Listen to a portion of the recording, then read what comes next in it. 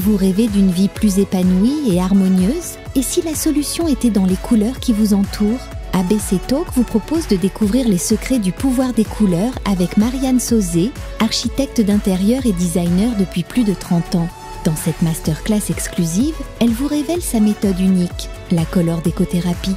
Plus de 7000 personnes ont déjà expérimenté cette approche révolutionnaire et en ont constaté les bienfaits. Pour assister à la masterclass Le mystère des couleurs, cliquez sur le lien en haut à droite de l'écran ou en description.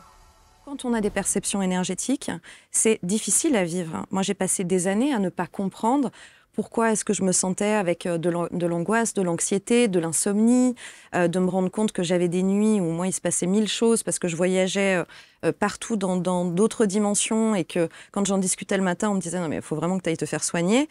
Donc le décalage pour pouvoir s'adapter en fait et rentrer dans les codes, il est extrêmement difficile à vivre et il est extrêmement violent, surtout envers soi.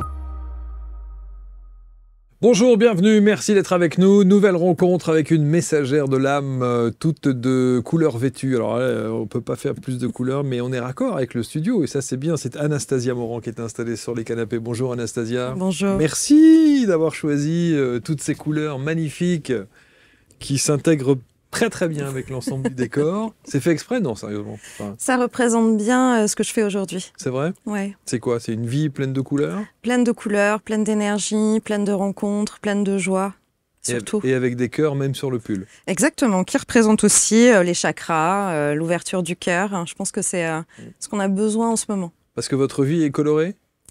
Elle l'est, oui. Alors, elle est incroyablement colorée et incroyablement bien orchestrée, finalement. C'est vrai? Oui. Bien épanouie. Épanouissante et c'est une découverte. Ouais. Quand on suit les messages de l'âme, c'est une découverte, une orchestration incroyable et c'est un jeu finalement avec l'univers. On peut commencer à comprendre qu'on n'est pas juste là pour vivre une vie, mais qu'on peut aussi jouer avec la vie, jouer avec l'univers, avec toutes les énergies qui nous accompagnent. Vous savez, ce qui est difficile parfois à entendre, c'est quand vous avez des gens comme vous qui viennent et qui disent « Mais vous savez, la vie n'est qu'un jeu ».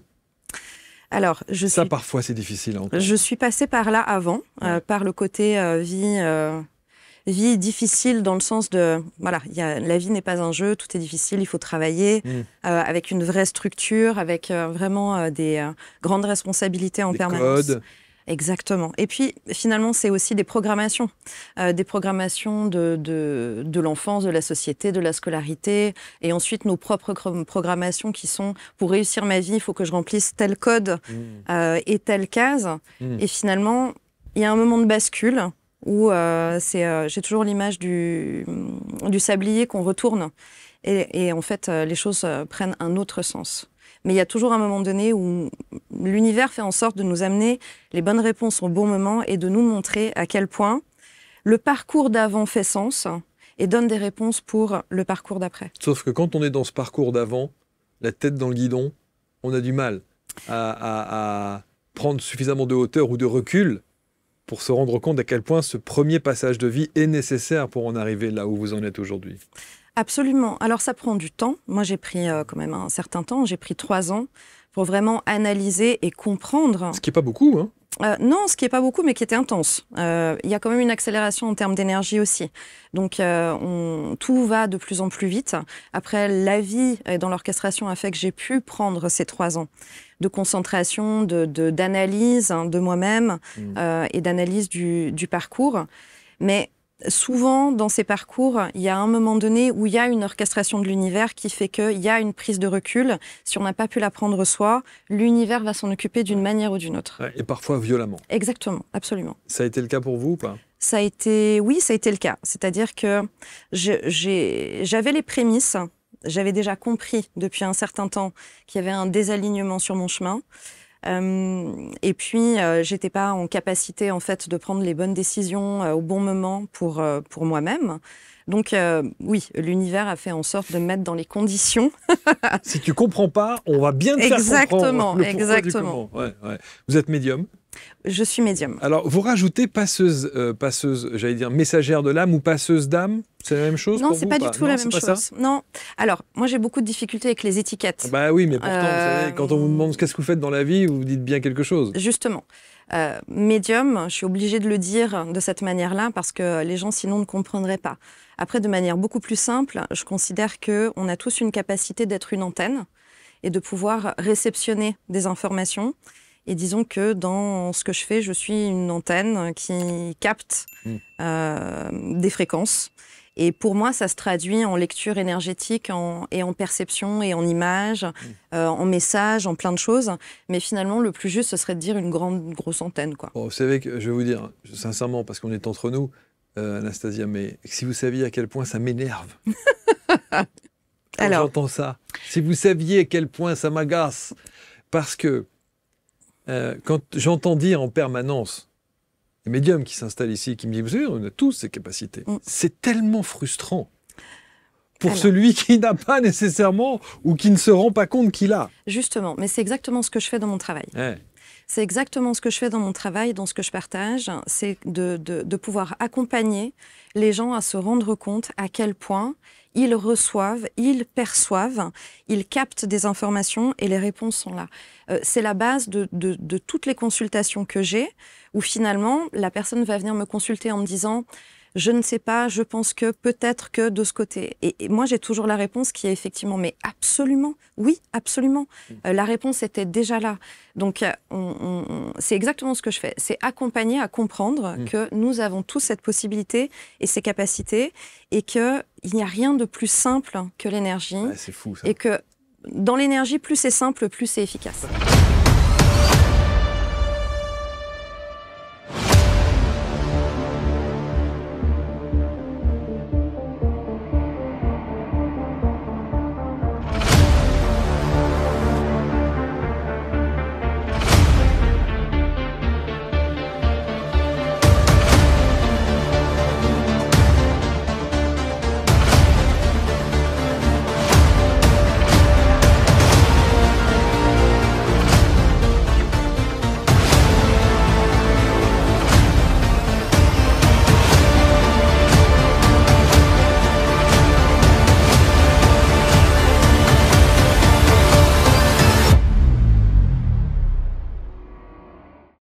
Parce que vous savez, on a le sentiment, moi j'ai le sentiment, si on devait imager un peu le truc, c'est qu'on se dit, voilà, un jour il y a une bonne fée sur votre berceau qui s'est penchée en disant alors sur les 275 millions de berceaux qu'il y a, je vais prendre Anastasia et tiens, alors toi, à partir de tel âge, il va se passer ça dans ta vie, tu vas prendre un virage, tu mettras peut-être 3 ans à comprendre qu'il y a un changement de vie à opérer, mais on va te donner cette faculté-là. Alors, vous voyez ce que je veux dire? Absolument. Je pense qu'on a tous une fonctionnalité. Pour moi, on est incarné comme dans un jeu vidéo et on a tous des fonctionnalités qui nous sont singulières et qui sont particulières. Et on est complémentaires les uns des autres. Donc, c'est aussi l'idée de ne pas tous développer nos capacités de la même manière, au même moment, de les utiliser de la même manière aussi, parce qu'il nous faut cette complémentarité les uns avec les autres. Mais après, on est tous venus s'incarner avec un rôle, d'abord avec une partie qui est pour nous-mêmes d'expérimentation, et puis ensuite, on a une contribution qu'on va apporter, alors ce qu'on va appeler des missions, etc., de missions d'âme, mais tout simplement une contribution aux autres, une contribution à l'humanité, qui peut être dans son quartier parce qu'on est un super boulanger. Mais on vient quand même avec une acceptation où on va, et je pense que c'est aussi la trajectoire que j'ai eue, j'ai effectivement certainement accepté certaines choses de l'autre côté avant l'incarnation, non seulement de venir, mais en plus de jouer la fonction d'antenne. Le problème, c'est le rappel à l'ordre. C'est d'avoir fait en sorte de vouloir absolument pas incarner ce rôle d'antenne. Et c'est là que l'univers et que toutes les équipes de lumière qui nous accompagnent rattrapent pour remettre au bon endroit au bon moment. Parce que vous n'étiez pas prédestiné à ça. Je ne voulais absolument pas du tout faire ça. C'est fou le nombre de médiums qui disent ça. Oui. Ça ne m'intéressait pas du tout. J'avais des petites perceptions quand j'étais gamine et que voilà, je jouais avec les copines, on faisait ceci, on faisait cela. Et puis à partir de tel âge, on met les écoutilles et c'est terminé. Et puis il y a un rappel à l'ordre. Alors, je pense qu'il y a une vraie orchestration là aussi. Ça a son importance parce que finalement, pour pouvoir accompagner ensuite les autres dans ce qu'on fait, on est obligé d'avoir traversé des passages de vie, traversé des portes, avoir vécu la vraie vie du personnage incarné avec tout ce que ça implique. Sinon, on est complètement déconnecté de la réalité quelque part, de la réalité de monsieur et madame tout le monde. Donc, je pense que c'est une réelle préparation, enseignement et apprentissage des tenants et des aboutissants de la vie du personnage incarné qui nous est très utile finalement. Donc, il n'y a certainement pas de hasard non plus. Avec cette fonctionnalité, on essaye tous de se carapater pour faire un grand détour et pas la vivre. Est-ce que vous pensez qu'il y a des gens qui aujourd'hui sont en souffrance parce qu'ils n'écoutent pas le potentiel de médiumnité qu'ils peuvent avoir, par exemple, oui. Et qu'ils devraient être médiums et s'affirmer en tant que tels? Absolument. Oui, absolument. Parce que de toute façon, tout sera fait pour pouvoir aller jusqu'à ce qui est prévu de vivre et d'accomplir et d'exercer. Et ça peut être très violent. Moi, c'est mon parcours. Ça a été extrêmement violent. On va en reparler. Ouais. Mais c'était une évidence en même temps. Et pour le bien-être intérieur, c'est aussi pour soi-même, l'équilibrage intérieur de son émotionnel, dans sa tête, dans tout. Parce que quand on a des perceptions énergétiques, c'est difficile à vivre. Moi, j'ai passé des années à ne pas comprendre pourquoi est-ce que je me sentais avec de l'angoisse, de l'anxiété, de l'insomnie, de me rendre compte que j'avais des nuits où moi il se passait 1000 choses parce que je voyageais partout dans d'autres dimensions et que quand j'en discutais le matin, on me disait non mais il faut vraiment que tu ailles te faire soigner. Donc le décalage pour pouvoir s'adapter en fait et rentrer dans les codes, il est extrêmement difficile à vivre et il est extrêmement violent, surtout envers soi, finalement. Donc finalement, ce chemin va permettre de s'affirmer, de se mettre en lumière, mais de se libérer d'un carcan, d'un poids, du regard des autres, du jugement, de la peur. Non, on devient finalement qui on est pour de vrai, quoi. Est-ce que c'est la souffrance de cette première partie de vie, et ces obstacles et les injonctions que vous avez pu vivre, et les douleurs parfois, qui vous ont imposé à être celle que vous êtes là, ou vous l'auriez été même sans ça? Non, je pense que ça fait complètement partie de ce qui était alors prédestiné. Mais pour moi, ce qui s'est passé finalement, c'est que j'avais les perceptions énergétiques, mais je ne pouvais pas mettre des mots dessus. J'étais en conscience à des moments précis, notamment mes trajets en voiture. J'avais des moments donnés où j'étais dans les bouchons et je regardais le ciel en étant avec les mains sur le volant et je regardais le ciel en disant... Je ne sais pas à qui je m'adressais, mais je disais, je sais que je suis à côté de la plaque, je suis au courant. Dans ma vie, en moi et dans ce que je suis en train de faire, ça va pas. Je sais que ça ne va pas. Je sais que je ne suis pas du tout au bon endroit. J'ai eu ça plusieurs fois sur mon parcours et d'être à me dire plusieurs fois par jour, j'ai rien à faire dans cet endroit en fait. Je n'ai rien à y faire. Quelle souffrance. Oui, mais en même temps, j'ai rien à faire là, mais je n'ai aucune idée de où je dois aller. Exactement. Je ne sais pas du tout. Qu'est-ce que ça veut dire? Je dois aller où? C'est là que rentre en considération l'écoute de soi, de ses perceptions et de ses capacités, et cette forme de guidance, d'où les messages de l'âme et l'orchestration, de dire si vraiment on se met à l'écoute, il y a une partie de soi, parce que pour moi c'est notre... un double quantique, un moi supérieur, un moi divin, d'accord, avec lequel on est connecté en permanence, qui va dire « Ok, t'as compris, écoute ». Ressent, écoute. Et là, petit à petit, c'est l'idée de marche après marche où ça va se révéler. Mais c'est aussi ça, d'être dans le lâcher-prise par rapport à l'hyper-contrôle. Moi, c'est exactement ce que j'ai vécu. Mais en même temps, c'est proportionnel. J'ai tellement été dans l'hyper-contrôle sur ce parcours qu'il a fallu me mettre dans l'hyper-lâcher-prise ensuite pour aller vraiment expérimenter le total opposé. C'est là où ça va être intéressant de savoir de quelle manière vous l'avez fait, parce que je pense que ça va parler évidemment à beaucoup de gens qui se retrouvent dans cette... On a le sentiment que cette première partie de vie, et comme beaucoup d'ailleurs qui doivent le ressentir, on est en pilotage automatique, quoi. Oui. On fait les choses parce qu'il faut les faire, mais on sait, et c'est ça qui est terrifiant, c'est que vous savez que vous êtes à côté de la plaque. Oui, absolument. Oui. C'est ça qui est fou, quoi. Ouais. Il faudra attendre votre 43e année ? pour que... Un peu plus tôt, je dirais grand tournant à vraiment acceptation 40, à 40 ans. 40 ans? Ouais. C'est la crise de la quarantaine. La crise de la quarantaine, oui, absolument. Je sais pas si c'est ça, mais... Alors, l'épanouissement, oui, je pense. Peut-être plus tôt. Alors, peut-être que c'est plus dans l'énergie féminine, mais on parle souvent de l'épanouissement pour une femme à 40 ans. Et pour moi, oui, ça a été une libération. Mais peut-être dû à mon parcours aussi, qui était dans l'esthétique et qui était dans la beauté.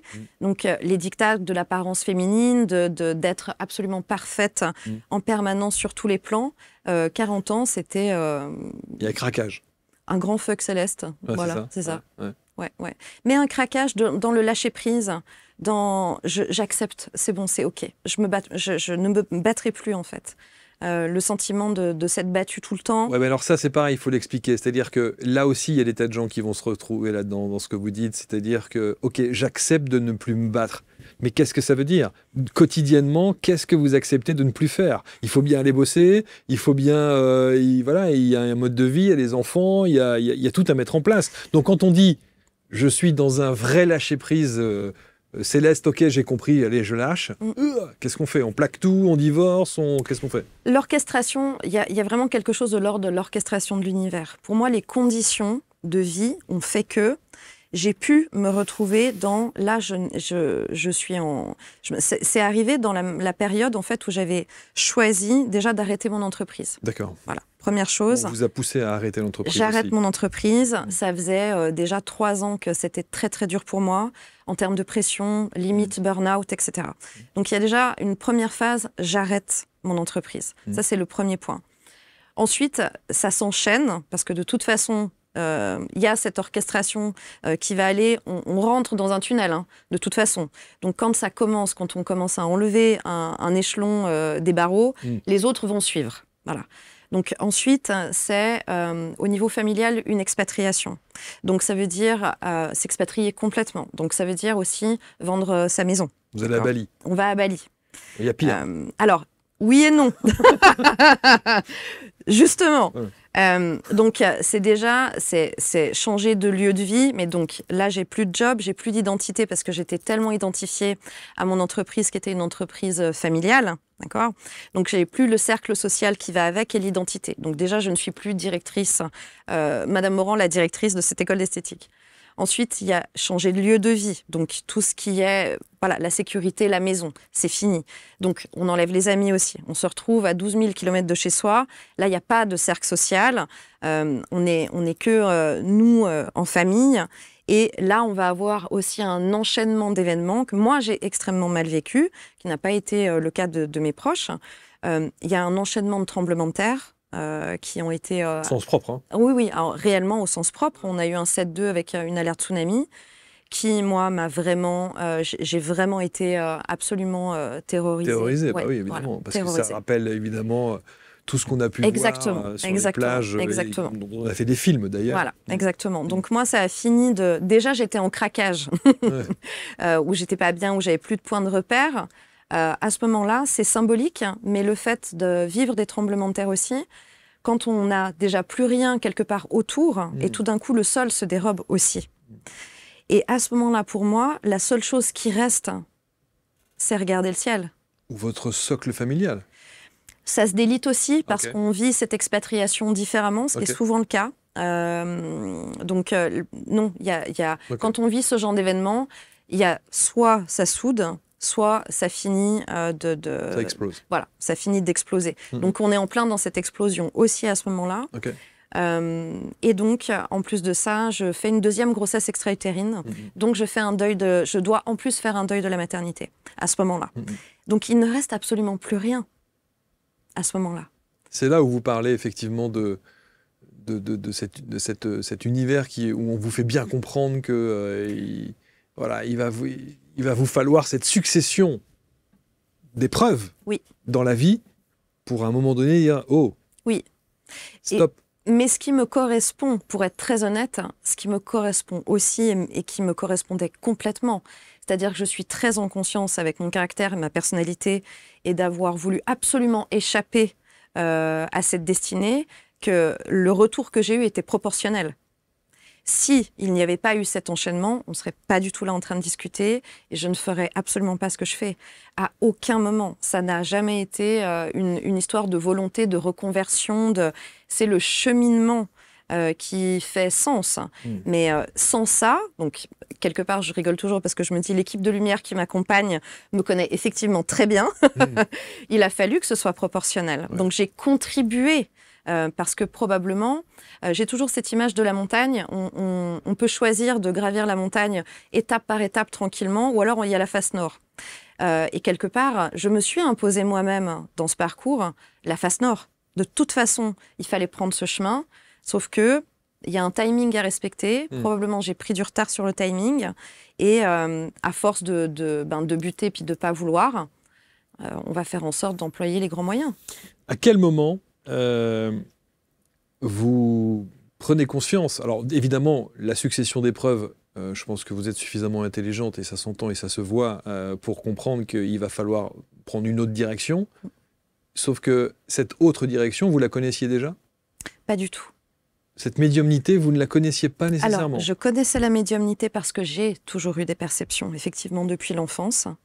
Mais j'en ai jamais fait cas. C'est-à-dire que ça n'a jamais été une donnée, ça ne m'a jamais traversé l'esprit d'en faire quelque chose. Pour moi, ça fait partie de... Il y a des gens qui ressentent plus de choses que d'autres. Okay. Voilà. Plus intuitifs que d'autres. Plus intuitifs, oui. Alors, j'ai vécu plein d'expériences, des contacts défunts, des choses comme ça, de membres de la famille, adolescente, à chaque fois que j'avais un copain ou une copine qui perdait ses grands-parents, c'était pour moi, j'avais les grands-parents qui venaient me rendre visite. Enfin voilà, donc. Mais ça n'a jamais été une direction. Et je dirais même l'inverse. J'avais même une répulsion pour ce domaine, réellement. Voilà, en étant en plus à Bali, tout ce qui était cercle de méditation. C'est ce qu'il faut. Ah non, mais moi je pars en courant. C'est vrai. Ah oui, non, moi à courir. Pourtant, c'est le temple de la spiritualité. Oui, non, mais moi je pars. Mais même encore aujourd'hui, ça ne me correspond pas du tout. Incroyable. Pas. Ouais. Non, pas du tout. Jusqu'au bout, vous avez refusé ça. Oui, et puis je pense aussi que... Alors, moi je parle d'énergie, je ne parle pas de spiritualité. C'est déjà il y a déjà une différence. Et surtout, pour moi, la plupart du temps, tout ce qui est transmis ne me paraît pas cohérent avec la vie incarnée de monsieur et madame tout le monde. C'est-à-dire que partir à Bali, vivre des retraites, etc., super. Mais en fait, c'est encore plus se déconnecter, finalement, de la vie de monsieur et madame tout le monde. Et souvent, ça fait plus de dégâts quand des gens partent comme ça et puis reviennent, mais ils se retrouvent encore plus déconnectés. Et ça crée des fossés parce qu'on va peut-être avoir un vocabulaire qui va être très éthéré sur la spiritualité, sur les mondes subtils, etc. Oui, mais quand on a monsieur et madame tout le monde ici qui doit payer ses factures, gérer son quotidien, etc., on est complètement à côté de la plaque. Moi, quand j'avais mon entreprise, je dis toujours, si quelqu'un était venu en me disant « Est-ce que tu as pensé à méditer ?» et que mon agenda, il était blindé pour les 3 prochaines années, je lui aurais fait bouffer l'agenda. C'est fou, parce que c'est exactement... Je me retrouve tellement dans ce que vous dites. Le nombre de personnes qui me disent « Mais avec le nombre de gens que tu reçois ici, ça doit être extraordinaire, tu dois savoir toutes les techniques, toute la manière... » Mais de quoi on parle? Pas du tout, évidemment. Voilà. Donc, exactement à quel moment vous comprenez que c'est là? Alors, parce qu'il y a 2 questions en une. À quel moment vous comprenez que c'est la médiumnité qui vous appelle? Et êtes-vous sûr aujourd'hui que vous avez fait le bon choix? Alors, ça va aller très vite pour la deuxième question. Absolument. J'ai fait le bon choix et je suis parfaitement au bon moment, au bon endroit et au bon moment, dans la bonne activité. Ça, c'est sûr et certain. Ça, c'est sûr et certain. Ça veut dire quoi? Ça veut dire que vos problèmes se sont arrêtés? Ça veut dire que tous les obstacles, tout ce que vous avez pu vivre et les épreuves n'existent plus nécessairement ou pas avec la même intensité? Non, ça veut dire que tout est joyeux aujourd'hui et tout est une découverte et une surprise. Et tout est coloré comme votre... Exactement, c'est exactement ça. Exactement ça. Et c'est ça qui vous fait dire que vous êtes effectivement sur le droit chemin? Oui, et puis sur chaque rencontre aussi, de chaque personne, chaque échange, chaque personne que j'accompagne, je comprends la justesse de mon parcours et j'accepte entièrement la totalité des épreuves parce que ce sont des cadeaux incroyables, magiques, magnifiques. Voilà, il n'y a pas de mots. Et ce « j'accepte », vous leur avez dit? Absolument, ils savent. Ils savent. Il y a vraiment... j'avais cette sensation, en fait. d'être là et d'être partie à 6000 km à pied de qui j'étais réellement. J'ai fait ces 6000 km dans l'autre sens. Aujourd'hui, je ne veux plus décaler de 2 cm. Parce que ça coûte tellement cher de s'éloigner de soi. C'est sûr. Et de ne pas s'écouter qu'on se fait du mal pour rien. Parce que de toute façon, c'est comme un élastique, d'une manière ou d'une autre, on va nous ramener à cet endroit. Donc le fait d'être dans l'acceptation et d'être en paix finalement, parce que j'avais jamais été en paix avec moi-même. Aujourd'hui, je suis en paix avec moi. Et dans chaque chose que je fais, je me dis, je peux désincarner, mais demain matin, c'est OK. J'ai fait ce que j'avais à faire. Je remplis ce qui était prévu que je remplisse comme mission, action, contact avec les autres. J'ai appris de moi-même, de mon parcours, de mes erreurs. Je prends complètement acte et responsabilité de ce parcours. Donc c'est OK, quoi. Là, maintenant, c'est vraiment OK. Et on a le sentiment, de tous les médiums que j'ai pu rencontrer, qu'à partir du moment où ils ont compris, accepté ça et dit « OK, je suis prêt ou prête », on a le sentiment que les ressentis que vous pouvez avoir se décuplent même. C'est plus puissant même. Alors probablement, et puis surtout, c'est un travail qui est quotidien et qui avance. Moi, je peux partager des choses aujourd'hui où j'étais pas en conscience il y a 6 mois, et le travail évolue, et ce sera encore différent dans 6 mois, dans les perceptions et dans la compréhension. Ce qui compte, c'est maintenant. C'est chaque instant, c'est chaque réception d'informations, c'est chaque ressenti, parce qu'en fait, on vit dans l'instant présent. En étant en mode contrôle, on n'est jamais dans l'instant présent. On est dans la crainte du lendemain. Moi, j'avais un agenda blindé pour les 3 prochaines années. Dans ma vie d'avant, tout était millimétré. Je passais ma serpillière à 5 h du matin en me disant, comme ça, à 20 h, quand je rentre ce soir, ce sera propre. Enfin voilà, on se retrouve dans un truc d'anticipation en permanence. Quand on est dans la médiumnité, on est dans l'instant présent. Parce que déjà, en réalité, le temps n'existe pas. On vit dans un jeu vidéo avec une temporalité, mais le temps n'existe pas. Donc déjà, si on se met vraiment complètement dans son canal, la temporalité qu'on va vivre, elle est complètement différente. Donc tout ce qui doit être fait est fait, en temps et en heure, point. Il y a quelque chose qui roule. On n'est plus dans essayer de contrôler absolument tout, quoi. La première question était donc, à quel moment vous comprenez que c'est la médiumnité que vous devez incarner? Alors, je ne l'ai pas compris. J'ai mis un moment avant de comprendre, je n'ai pas compris tout de suite. Mais en étant à Bali et en n'étant pas bien du tout, j'ai été malade. Donc, j'ai dû avoir une intervention en urgence. J'étais malade. J'ai très mal réagi aux médicaments. J'ai perdu du poids. Enfin, voilà, ça n'allait pas du tout. Et j'ai fait une première sortie de corps. J'ai fait une sortie astrale. Où j'ai vu mon corps, j'ai vu voilà, mon conjoint et mon corps physique dans le lit, et j'étais en train de monter et de partir. Et moi, j'ai le vertige, alors j'essayais de vouloir faire comme ça, absolument pour redescendre, parce que j'étais terrorisée. Et je suis retournée dans mon corps. Mais il s'est passé quelque chose à ce moment-là, c'est-à-dire que j'ai vu une image où on m'a montré mes mains. Et j'ai pas compris tout de suite. Donc l'orchestration a fait aussi que j'ai une voisine de la villa d'à côté qui est maître Reiki et avec qui je discute et qui me dit, mais écoute, si tu es en souffrance, moi je peux essayer de regarder en termes d'énergie et de soins énergétiques si je peux t'aider, vu que les médicaments ça va pas. Et c'est avec elle que je discute et je lui explique cette image que j'ai reçue. Et puis elle me dit, mais on t'a transmis un message. On t'a transmis un message, on t'a dit ce que tu devais faire. Et je dis, mais ils sont complètement cons, hein, parce que moi, je suis esthéticienne et maquilleuse professionnelle. Donc, travailler avec mes mains, c'est ce que j'ai fait toute ma vie. Mais en fait, c'était me montrer de travailler avec mes mains en lecture énergétique et en soins. Ce qui s'est passé, c'est quand je suis rentrée en Suisse seule, ensuite, après cette expatriation, comme j'avais confiance en personne dans la médiumnité, justement, en étant avec, en me disant, ils sont tous complètement barrés, moi, je ne veux pas du tout rentrer là-dedans. Incroyable, vous étiez complètement réfractaire à ça, réfractaire, c'est le mot. Ouais, complètement. Complètement, ouais. Et je me suis dit, je vais faire une formation en Reiki, et comme ça, je vais m'auto-soigner. Donc pour moi, ça n'a encore une fois à ce moment-là, c'est pas waouh, je vais faire ça et je vais accompagner les autres, pas du tout. C'était pour me prodiguer des soins à moi. Et d'ailleurs, ce qui est très drôle comme anecdote, c'est que le premier week-end de formation que j'ai, je crois qu'on est 5 ou 6, et effectivement, on se couche à tour de rôle et tout le monde pose les mains pendant ces séances. Et moi, j'ai passé tout le week-end à longer les murs parce que je voulais surtout pas me coucher. Je voulais surtout pas que ça me rouvre de quoi que ce soit et que ça me connecte à ça. Tout le monde avait bien compris que j'essayais de me carapater là aussi. Et donc, même si on a fini plus tard le dimanche soir, ils m'ont tous obligée à me dire « Non, mais maintenant, tu y vas, puis tu vas y aller. » Et j'ai pleuré, mais des heures et des heures, parce que je ne voulais pas y aller, quoi. Et vous savez pourquoi vous ne vouliez pas y aller? Parce que quand on reconnecte avec tout. Quand on ouvre complètement, c'est mon cas aujourd'hui, on reconnecte avec tout. Donc, on reconnecte avec pourquoi est-ce qu'on est venu, on reconnecte avec les souffrances qu'on a vécues, elles étaient prévues, et d'autres seront prévues sur le chemin. Et on le savait d'avance. Et on le sait d'avance. Et en fait, en reconnectant avec « je suis simplement une antenne », ça enlève la totalité de ce qu'on a pensé être sur soi-même, en termes de personnalité, en termes de tout. Je ne suis qu'une antenne.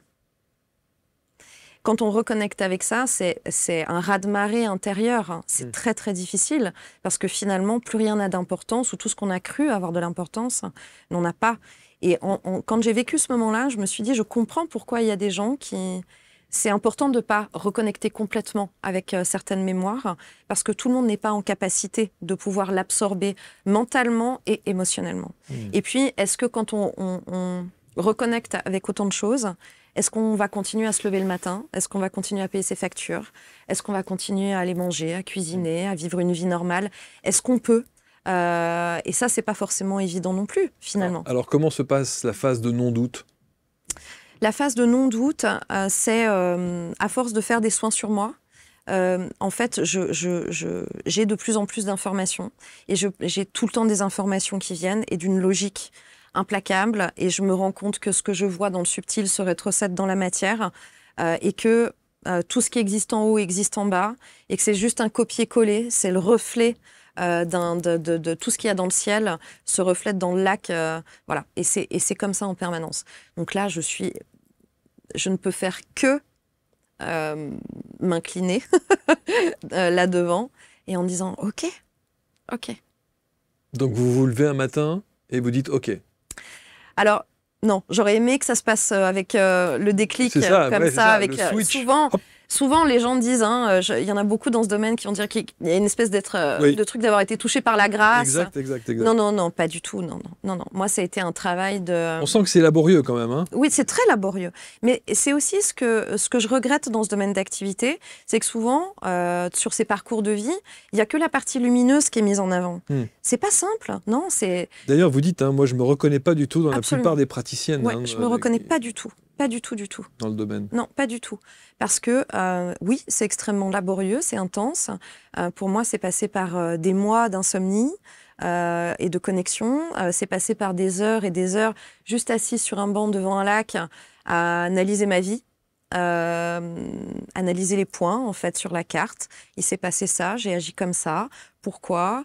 Comment c'est arrivé, etc. Avec une véritable introspection qui a duré des mois et des mois. Et puis avec une très grande... l'orchestration a fait que j'ai été très seule dans cette période-là. J'ai divorcé, ma fille a grandi, s'est émancipée, a quitté la maison relativement tôt.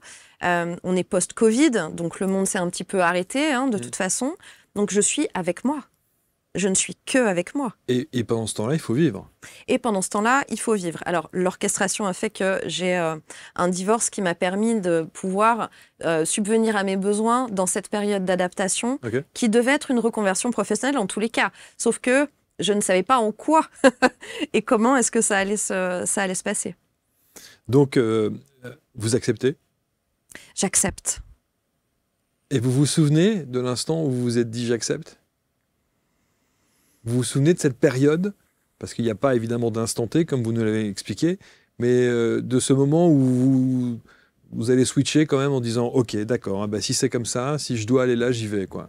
Je crois que c'est au moment où j'ai vraiment pris la décision de travailler que en consultation à distance.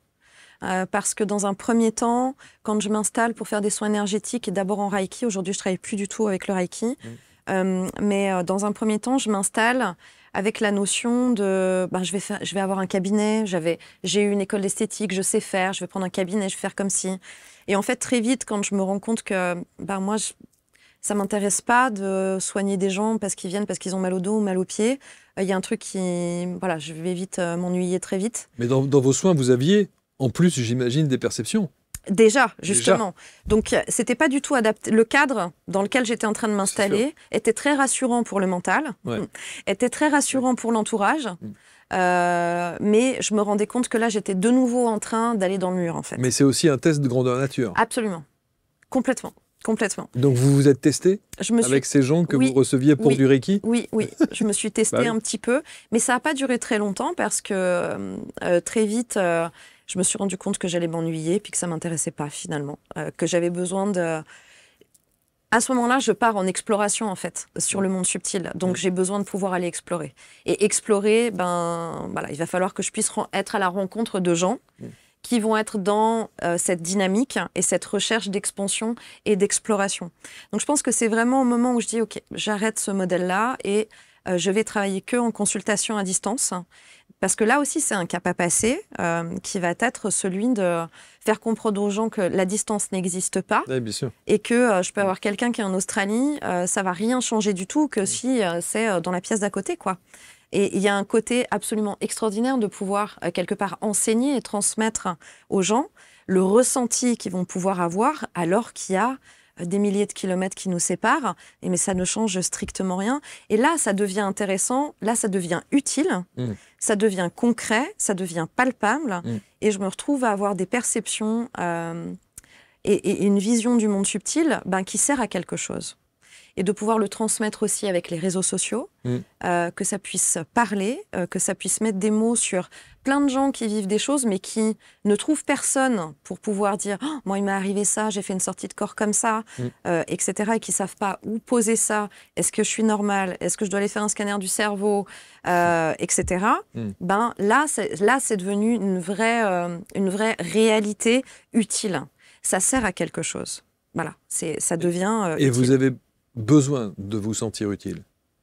Alors, c'est pas dans le sens où j'ai besoin de me sentir utile, c'est que j'ai besoin que les perceptions que j'ai servent à quelque chose. Servent à quelque chose, qui ait du sens. Qui ait du sens, et puis surtout parce qu'à un moment donné, j'ai trop de perceptions qui, pour moi toute seule, ne vont servir strictement à rien.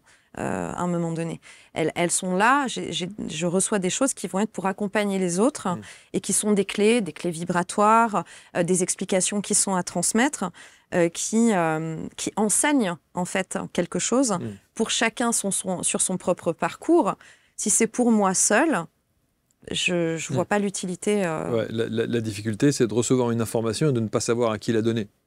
Alors, d'où l'intérêt des réseaux sociaux, de pouvoir transmettre des informations et dans l'orchestration, les personnes qui auront besoin de recevoir cette information et à qui ça va parler, elles vont tomber dessus. Voilà. Et elles vont recevoir l'information au moment juste pour elles, que ce soit... si vous me permettez, je peux aussi de temps en temps me faire un peu l'avocat du diable, c'est-à-dire que si vous recevez une information que vous délivrez sur les réseaux sociaux, sur la masse des gens, les mauvaises langues vont dire évidemment vous allez faire mouche à un moment donné, ça va obligatoirement parler à quelqu'un, sur la masse des gens. Alors, mais je suis la première à me faire cette réflexion. Pardon, mais c'est très juste. Je suis absolument la première à me faire cette réflexion. Ensuite, ce que ça va faire, c'est que ce sont des clés en fait, ce sont des mots clés, des choses où la personne, elle va se reconnaître dans quelque chose de particulier, de précis. Et d'extrêmement précis en fait. Et là, il se passe quelque chose. Voilà. Soit il y a des larmes, soit il y a voilà, ou bien j'ai déjà vécu ça et personne m'en a jamais parlé, je ne savais pas ce que ça voulait dire. Ou là, tout d'un coup, il y a quelque chose qui se met en lumière. Et puis, les gens à qui ça ne parle pas passent leur chemin. Parce que l'avantage aussi des réseaux, c'est qu'il y a tellement d'informations et qu'il y a tellement de choses que si c'est pas prévu pour connecter, les gens scrollent, passent à plus loin et puis iront voir autre chose et voilà. Non, mais ce que je veux dire, c'est qu'effectivement, c'est une des réflexions en regardant cette émission que vous pouvez avoir comme commentaire absolument. En disant bah oui, évidemment, absolument. Si vous avez 30 000 personnes qui vous suivent, vous sortez une information, sur les 30 000, il y a bien quelqu'un qui va se sentir concerné. Oui, absolument. C'est ça que je veux dire. Absolument. Voilà. Alors, on voit bien effectivement votre parcours. Je trouve que vous avez beaucoup de pédagogie dans la manière dont vous expliquez les choses et ça, c'est assez... c'est pas courant. Comment est-ce qu'aujourd'hui, vous avez envie que l'on vous perçoit parce que vous faites que de la médiumnité, vous ne faites pas de voyance? Non, alors moi, j'appelle pas ça de la voyance. Ouais. C'est de la médiumnité, c'est des soins énergétiques. je ne fais que des soins énergétiques. Et dans les soins énergétiques, je lis des informations, je lis l'énergie en fait. Voilà. Pour moi, c'est comme une antenne. Il y a des fréquences, chacun a des fréquences radio différentes. Ça se met en images et ça se met en information. Et c'est de l'accompagnement dans le développement personnel des gens. C'est pas du tout, ça sert à rien de m'appeler pour me poser une question si je dois changer de travail demain matin, parce qu'il n'y aura pas de réponse. Okay. Ça passera par un soin, okay. Parce que par l'intermédiaire du soin, il y aura des informations qui seront déjà des libérations peut-être à faire, des blocages qui restent à nettoyer, un conseil pour maintenant, et puis une direction. Mais il y a un cheminement, et vraiment, ce sont des informations qui sont pour que chacun chemine de l'intérieur et se connecte à ses propres ressentis et perceptions. C'est pas une consultation pour avoir papy ou mamie pas du tout. en contact. Hein. Ah non, pas du tout. C'est pas ça, là, absolument pas. Okay. Absolument c'est important, ça, parce que, effectivement... Non. Et puis, alors, parmi ce que j'ai dans mes capacités, moi, j'ai accepté, mais j'ai fixé des conditions avec l'équipe de Lumière hein, et avec le canal. Donc, voilà, j'ai fixé des conditions qui sont... j'ai pas du tout envie de faire du contact défunt. Ça arrive, des contacts défunts. Mais parce qu'il y a l'opportunité, parce que ce consultant ou cette consultante en particulier, il y a un membre de sa famille proche défunt qui a un message à délivrer à ce moment-là. C'est circonstanciel. Mais autrement, c'est pas du tout la fréquence qui m'intéresse. Mais vous vous rendez compte ? Moi, j'aurais ce potentiel-là qu'on m'impose, que la vie m'impose, que les instances, comme c'est marqué sur le téléphone, les instances célestes m'imposent. Mais moi, je voudrais avoir nos limites. Alors, c'est assez juste. C'est très juste. La puissance du truc, oui, vous vous rendez compte ? Alors, moi, je dirais, vas-y, ouvre les vannes. Mais je prends. C'est très juste, mais je pense que c'est ce que je fais aujourd'hui dans le sens de... Pour moi, je suis dans un jeu. C'est un jeu vidéo. Et on change de niveau régulièrement, comme dans un jeu vidéo. Alors, je me marre toujours parce que j'ai jamais joué aux jeux vidéo. Hein. Mais par contre, dans les informations que je reçois, ça ressemble toujours beaucoup à ça. Et aujourd'hui, pour moi, je suis dedans maintenant. Donc oui, je suis open, et puis on verra bien la suite. Et ce sera toujours plus loin. Donc c'est pour ça que je pense que pour toutes les personnes qui connectent avec la médiumnité, si on évite justement les étiquettes, si on évite de se mettre dans des cases, que contact défunt, passeur, ceci, voyance, médium, etc., si on évite de se mettre dans des cases, on est dans l'ouverture. L'énergie, c'est de l'information. Voilà. Donc, si on ne reste pas accroché avec l'information, mais qu'on la laisse au niveau de l'information, on peut lire un article suivant, l'article d'après, et l'article d'après, on peut continuer à évoluer dans ses perceptions et ses capacités. Alors, ce que je voudrais que vous me précisiez, Anastasia, parce que je n'ai pas très bien compris l'histoire du soin. C'est-à-dire que quelqu'un qui vous consulte, vous dites, il vous consulte pour un soin énergétique, oui. mais un soin énergétique, c'est-à-dire du magnétisme, un soin, pour moi, c'est quelque chose... Vous voyez ce que je veux dire ? C'est une action particulière. Oui. Alors, c'est une action, parce que ça se fait à distance, d'accord ? Moi, j'ai une manière de travailler qui est... Je vais visualiser, pour moi, c'est comme si vous étiez là. Voilà. La personne chez elle, je propose toujours qu'elle s'allonge. J'envoie un lien de musique pour que ça lui permette de se connecter, elle, dans ses perceptions, mais elle peut dormir ou travailler, ça n'a aucune importance pour moi. Et en fait, moi, je vais vraiment travailler sur tout. J'ai cartographié, en fait, le corps physique, et je travaille avec mes mains sur les différentes zones du corps physique, avec les yeux fermés, et je perçois. C'est un peu comme du braille, j'imagine. C'est-à-dire que moi, j'ai une lecture énergétique avec mes mains. Et là, je peux faire plein de choses et j'ai plein d'informations. Vous avez un support photo, il y a quelque chose ? Pas du tout, non, absolument pas. Non, pas du tout. Pas du tout. Alors, j'ai les personnes en visio avant pour les consultations. Mais pour moi, c'est plus... Il n'y a rien de plus intime que l'énergie. Donc, on est obligé, et c'est vraiment un vrai conseil pour tout le monde, ne laissez personne travailler sur votre énergie sans avoir eu la personne en face, qu'on puisse voir à qui on a affaire quand même. Et ça, qui donne évidemment son accord sur l'action à mener. Exactement. Et ensuite, et je rappelle, après le soin, on se rappelle, et moi j'écris aussi pendant le soin. Donc il y a des moments donnés où je suis en connexion, et à un moment donné j'écris à côté. Des fois 3-4 pages dans le soin, et on se rappelle. Et puis voilà, je fais le compte-rendu de tout ce qu'il y a eu, de tout ce que j'ai vu, de tout ce que j'ai travaillé, des messages qui sont venus, des conseils qui sont venus. C'est de l'écriture automatique? Non, pas du tout. Non, c'est pas de l'écriture automatique. Quoique des fois, je me rends compte que je vais écrire... il y a plusieurs manières d'écrire des mots et que moi, dans ma tête, à moi, de personnage incarné, je l'écrirais comme ça, mais finalement, je l'ai écrit autrement. Voilà. Mais c'est pas de l'écriture automatique, parce que je suis très présente, je suis très consciente de ce que je suis en train de faire. Et je travaille au sol parce que j'ai vraiment besoin de m'ancrer. Je suis incapable de travailler debout parce que sinon je verse. Ouais. Donc vous êtes à même le sol? Ouais, moi je suis au sol, je suis en tailleur et je me déplace. Voilà, et j'ai mon cahier à côté, mais j'ai vraiment besoin d'être ancrée, d'être au sol pour pouvoir travailler. Peut-être qu'à Bali, on bossait comme ça. Hein. Probable. Après, oui, c'est la position des méditants avec le chakra racine aussi, mais c'est vraiment ma position de travail. Ouais. Alors aujourd'hui, donc effectivement, on doit vous consulter de partout, puisque si par définition vous travaillez à distance, c'est magnifique. Oui. Vous pouvez avoir des consultants d'un peu partout à travers le monde. Absolument, oui. Est-ce qu'il y a, il y a un laps de temps important avant de pouvoir avoir une consultation avec vous? Ça varie entre 3 et 6 semaines, à peu près. Voilà.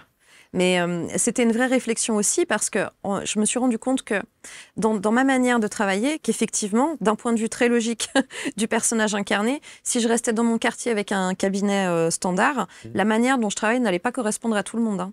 Donc l'idée de pouvoir travailler à distance aussi, c'est justement de pouvoir se dire, mais moi je l'ai vécu, l'expatriation, et d'être loin et d'avoir pourtant besoin de recevoir un soin puis de me sentir bien et en confiance. Donc je me suis rendu compte que l'étendue finalement de la distance permettait de connecter avec des gens du monde entier là, on arrive à tomber sur les personnes qui ont besoin d'avoir ces informations et qui connectent avec cette fréquence. Est-ce qu'aujourd'hui, au travers de votre entourage et de la première partie de vie que vous avez eue, vous avez besoin de faire un effort pour assumer qui vous êtes aujourd'hui? Je crois pas, non. Non? Non, je crois pas.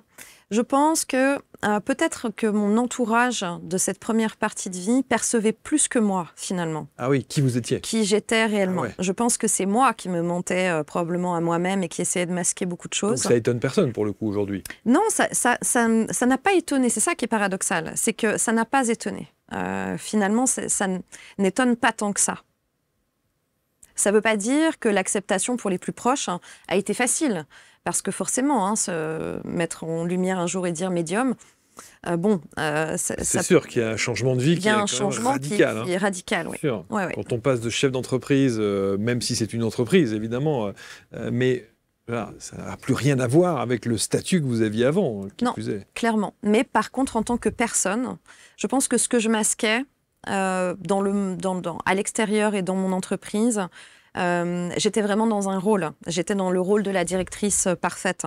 En étant avec mes plus proches, eux savaient qui j'étais dans mon cœur, dans ma sensibilité, dans les rêves bizarres que je pouvais faire, ou bien où je pouvais être quelque part, puis dire tiens, il y a grand-mère est assise dans le canapé, voilà, alors qu'elle était décédée 6 mois avant. Donc cette partie-là n'a pas été... savait de toute façon que ça faisait partie de moi, qu'il y avait quelque chose. Donc finalement, ça coulait de source quelque part. C'était évident. Il y avait une sorte d'évidence, oui. C'était évident. Est-ce qu'ils ont vu un changement? Oui. Vous êtes quelqu'un de beaucoup plus épanoui, j'imagine, plus heureuse? Oui. J'ai eu l'occasion d'avoir cet échange avec ma fille. Il y a quelques mois en arrière, on a fait un live ensemble sur Instagram. Et c'est elle qui a mis l'accent en disant que j'étais habillée en noir tout le temps quand j'avais mon école d'esthétique. Incroyable. Ouais, j'étais habillée en noir en permanence. Les bijoux étaient interdits. Il n'y avait pas de tatouage, c'était interdit. C'est vrai que dans l'esthétique, on ne fait pas trop ça. Voilà, j'étais en chignon de ballerine avec pas un cheveu qui dépasse, H24 en étant impeccable. Donc j'étais vraiment dans un rôle de composition. Et... La transition incroyable. Ah oui.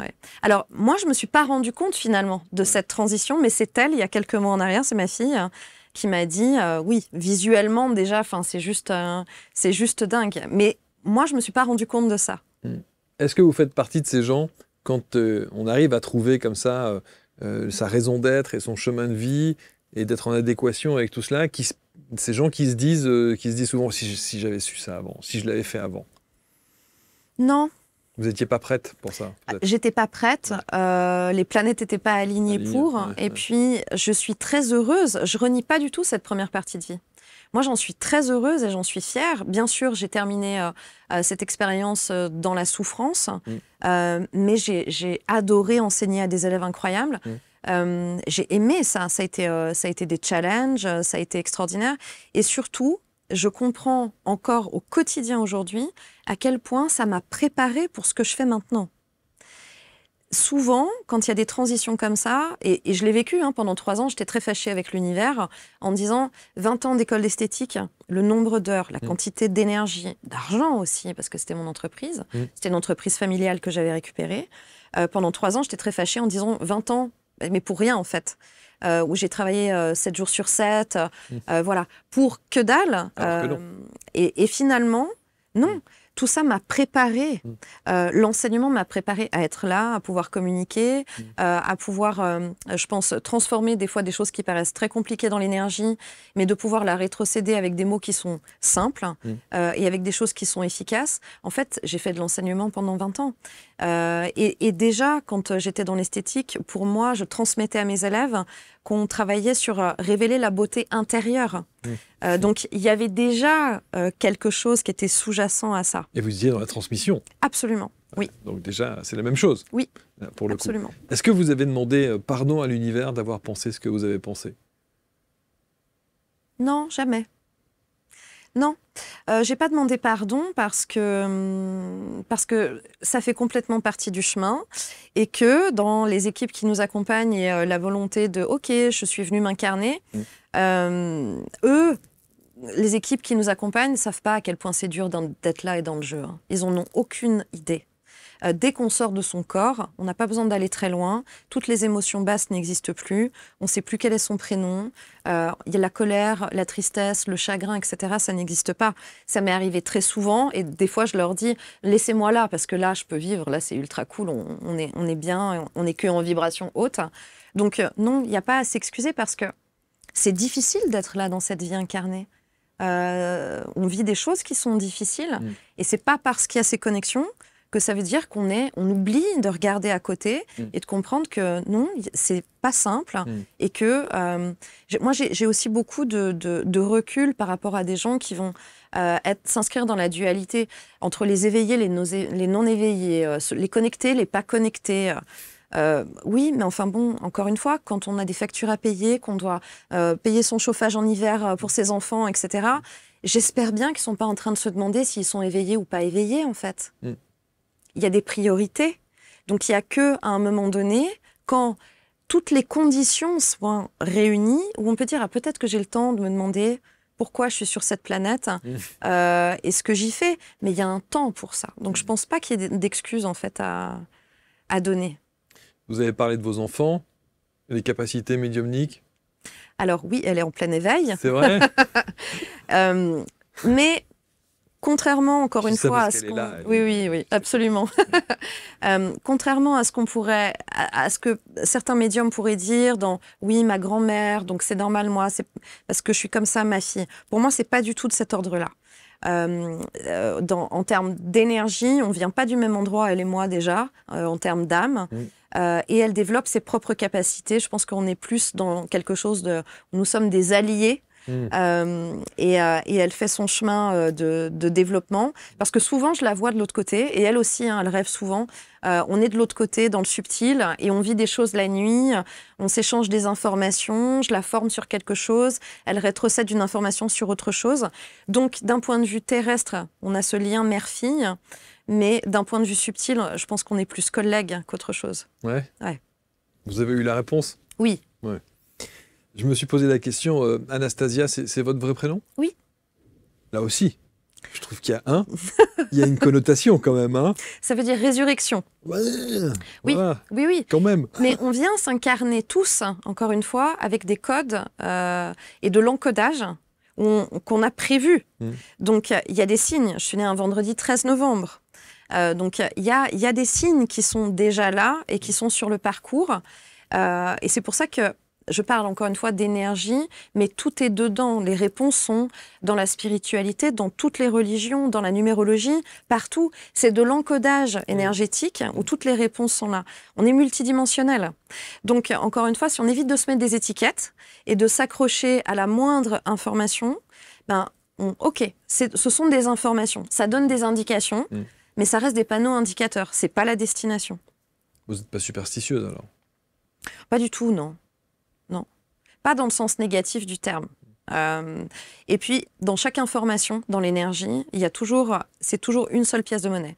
Il y a une facette qui sera avec peut-être des choses pas cool, mais il y a toujours le pendant avec quelque chose de lumineux.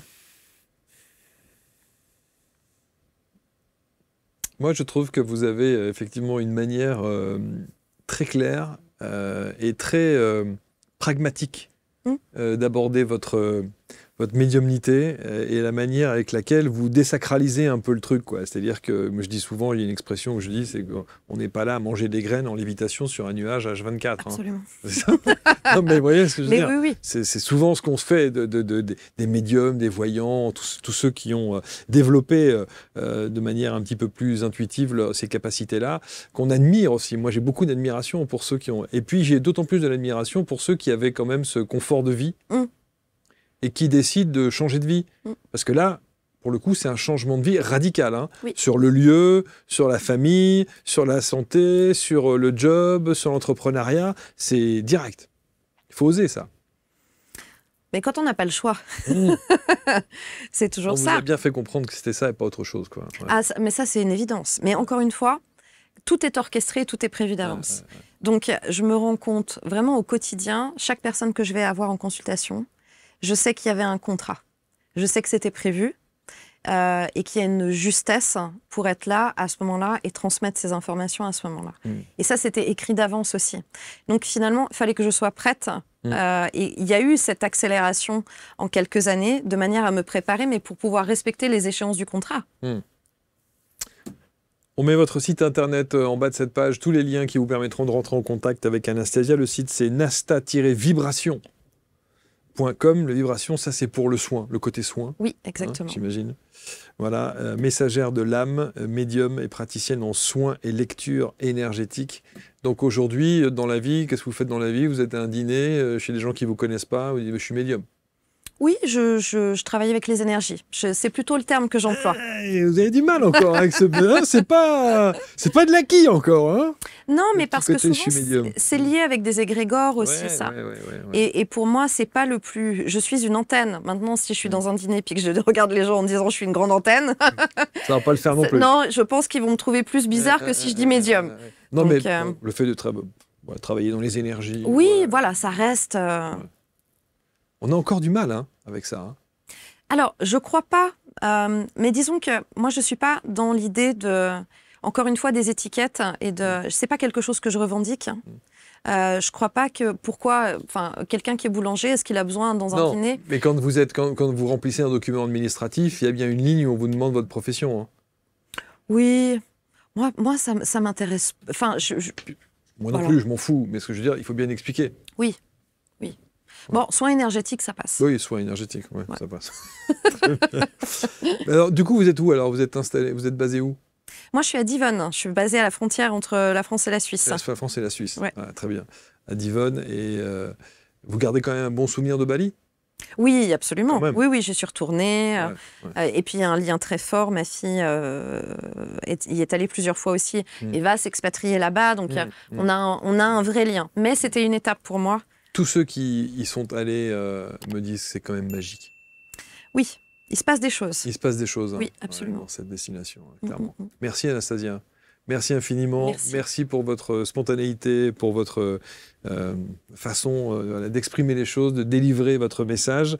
Et vous n'avez rien à voir avec Brie Van de Camp de Desperate Housewife. Je ne sais pas pourquoi vous avez mis ça. En tout cas, c'est la première partie de vie. C'est la première partie de vie, exactement. Vous étiez la Brie Van de Camp. Absolument. Alors, c'est laquelle de Brie Van de Camp? C'est la rousse? Oui. Je crois, dans Desperate Housewife, je crois que c'est la rousse qui est relou, d'ailleurs. Exactement, mais c'était moi. C'était moi. C'est ça. Et oui, je crois que c'est... Oui, je vois laquelle c'est. Oui. Effectivement, je vois laquelle c'est. Merci, prenez soin de vous. Merci infiniment. Vous commentez avec bienveillance, comme toujours. Et on se retrouve très vite pour une prochaine rencontre. Allez, au revoir les gens. Salut.